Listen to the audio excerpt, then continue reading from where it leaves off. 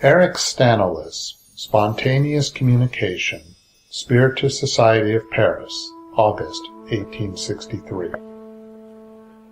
How much happiness do we derive from the communicative emotions of kindly hearts, beautiful principles that open a path of salvation for all that lives, for all that breathes, physically and spiritually. May your balmy influences be largely spread abroad over the people of the earth and over us in the spirit world. What words, dear friends, could express the delight of your brothers beyond the grave in witnessing the unselfish affection by which you are all united?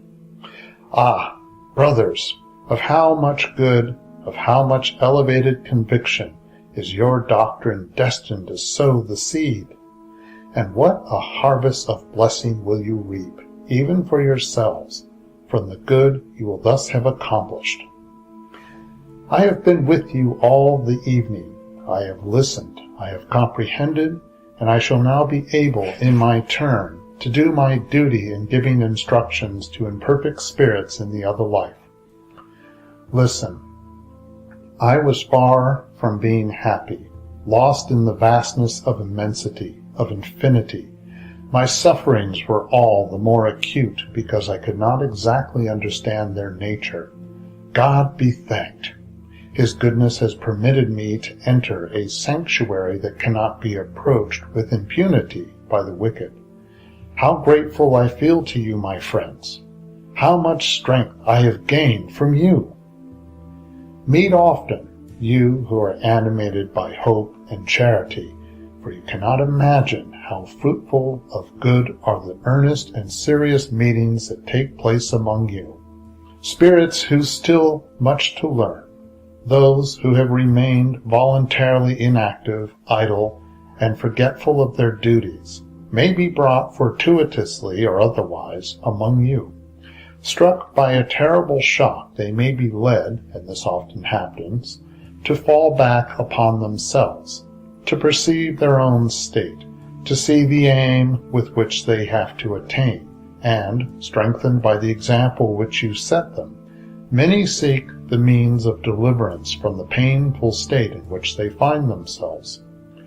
I am very happy to serve as the spokesman of those suffering souls, for I am speaking to men who have hearts, and I know that I shall not be repelled by them. Once more then, O great generous men, let me assure you of my own personal gratitude, and that of all your friends in this other life, to whom you have done so much good that you have, perhaps, not been aware of. The Medium's Guide. My children, the Spirit who has dictated the message you have just received was for a very long time very unhappy, because he remained for a long time on the wrong road. He has now understood his mistake, he has repented of his wrongdoing, and has, at length, turned towards God, from whom he had turned away. His position is not yet a happy one, but he aspires to happiness, and he no longer suffers. He is now permitted to come and listen to the instructions that are given to you by your spirit friends, and he will soon be allowed to go into a lower sphere, in which he will instruct and help forward other spirits who, like him, have transgressed the laws of the Eternal. This is the reparation demanded of him.